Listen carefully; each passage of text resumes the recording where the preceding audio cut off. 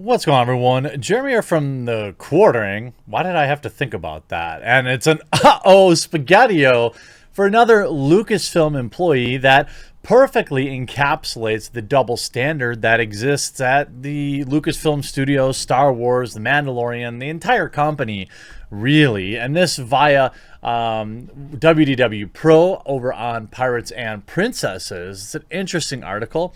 A double standard at Lucasfilm. Animation director posts, quote, spicy social media takes. Gina Carano was fired from her role as Cara Dune in The Mandalorian for having compared the current political environment for one of the pre-WW2 Germany. Whatever you think of her tweet, her point was that you should not allow yourself to be manipulated into hating others. The leaked messages about her firing was that she had disparaged people groups. So imagine our surprise when we discovered she's not the only Lucasfilm and Industrial Lights and Magic employee to make a comparison to the days of hate in Berlin. In this case, the employee was comparing conservative political conference to the political power of the 1930s Germany with a weird conspiracy about the symbols. I mean, this was an interesting thing that was going around on Twitter. Like, nobody knows what the Odal rune is or Odal rune. Nobody does. And they had the stage, and there was, for CPAC, which is like a conservative-ish type conference. I don't really pay a lot of attention to it. But the left, the far left on Twitter, they see the bad guys from WW2 everywhere. I mean, if you want a perfect example, I don't know if I have it up, but they literally made Amazon change their logo because they thought it looked like the bad guy from WW2. Here's a perfect example. Amazon tweaks app icon after comparisons made to the bad guy from WW2. Literally what? Who's making that comparison? These people see him everywhere, and none of them have lived through his reign. Anyway, you see Hal Hickles here saying, well, would you look at that? Of course, comparing conservatives to the bad guys from WW2. That's a recent tweet from the animation director at Lucasfilm, Hal Hickey. Take note the fact that it's a very recent post would suggest that there's no fear of creating comparisons to the very same thing that purportedly got Gina Carano fired. I wonder why certain people at Lucasfilm and ILM feel safe to do what she did, only from the opposite political viewpoint. Well, interestingly enough, I'd be willing to bet that this person has hid these tweets by now. Nope, not yet. Well, it's going to be interesting to see what happens after this video comes out. It is an interesting double standard, a frustrating one. Look, I've said it a billion times. We all know. Gina's comparison was sloppy, but it was clearly coming from the right place. It was clearly coming from a place where, she was trying to promote togetherness. And also, we know that Pablo Pascal made the exact same type of comparisons or compared things to the same thing, only from the other side of the political aisle, right? Like, I wouldn't say that Gina is conservative, even though Ben Shapiro keeps insisting that. She hasn't said that. She just happened to vote for Trump. And I think there are a lot of people that don't call themselves conservatives but voted for Trump. There's a lot of people that don't call themselves Democrats that voted for Joe Biden. A lot of progressives voted for Biden, and now they're experiencing a significant amount of buyer's remorse. It's the double standard that's frustrating. I don't want Hal Hickle fired. I want Gina Carano rehired and an apology issued. You see, that's a very recent tweet. And in case you're wondering how bad this person is, Mr. Hickle is, he even took the time to call the conservative talk show host Rush Limbaugh an awful human being immediately following his death. We're not taking a side on the Rush Limbaugh or any of his political positions, but anyone who disparages a person who has literally just died, wow. Same would go for conservatives who disparaged Ruth Bader Ginsburg immediately after her death. It's incredibly bad taste and reveals there's something deeply wrong with your core being. I would argue, I would agree with that. I saw a lot of my peers taking shots at Ruth Bader Ginsburg. There was that Ruth Bader Gonsburg t-shirt going around. I don't like that. And you can justify that type of talk and the type of celebration any way you want. But there are very few people who really deserve the celebration of their deletion. Maybe really, really bad people, not people you just disagreed with politically. And you see, sure, criticizing Limbaugh's passing is disrespectful. However, by not criticizing him, we disrespect every person who passed of AIDS that he mocked, every woman he ever heaped his misogyny on, and all the POC affected by his rhetoric. He was an awful human being. And here's a comparison of the United States to a fascist state.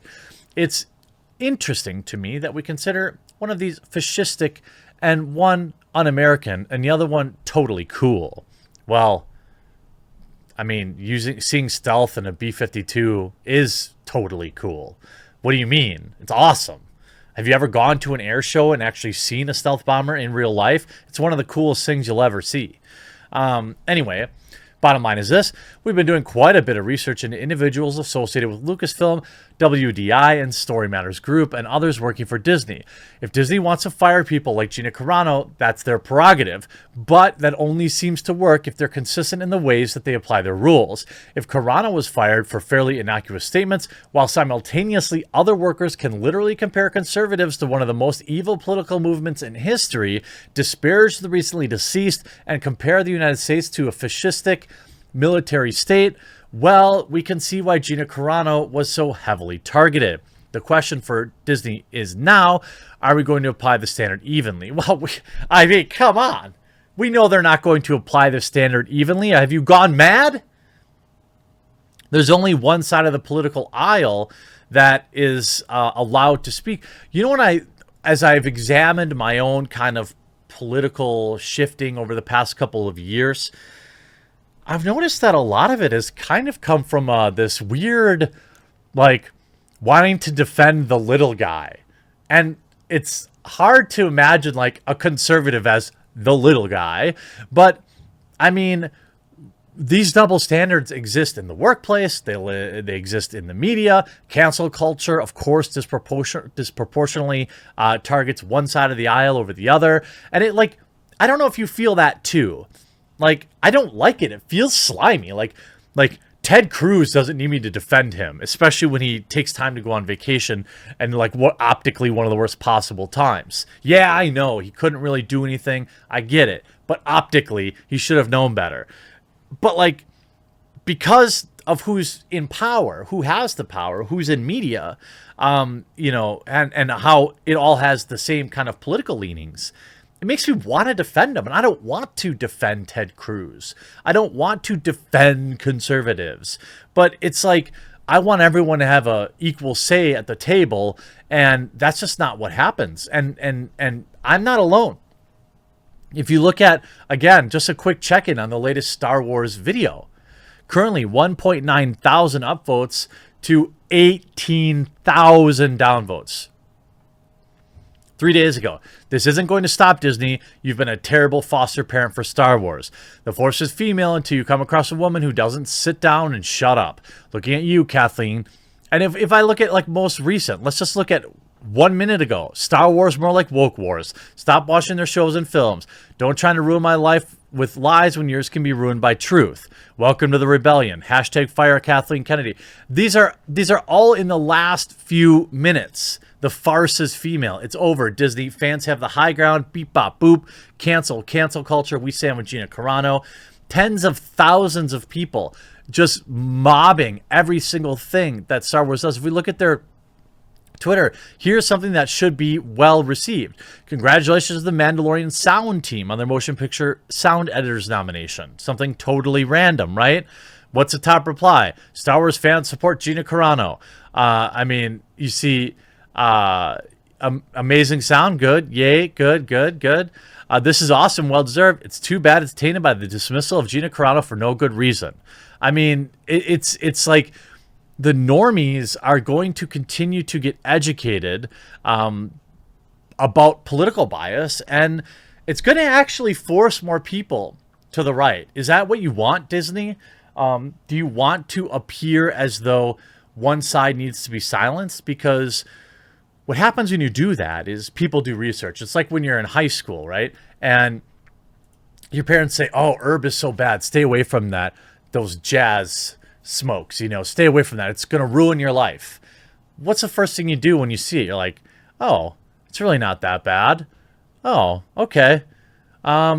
Maybe what they said about other things I should stay away from, they're also lying about. And maybe those things are actually bad. It's just way better to be honest and straightforward. You know, if I ever have kids, that's how I'm going to approach it. You know, it's by the time I have kids, it'll probably be legal, but you get the idea. When you silence somebody, you only make the desire to hear what they say stronger, and you only discredit yourself. And that's exactly what Disney and Star Wars continues to do, and they continue to receive appropriate backlash. I hope you enjoyed this video. We'll talk to you again real soon.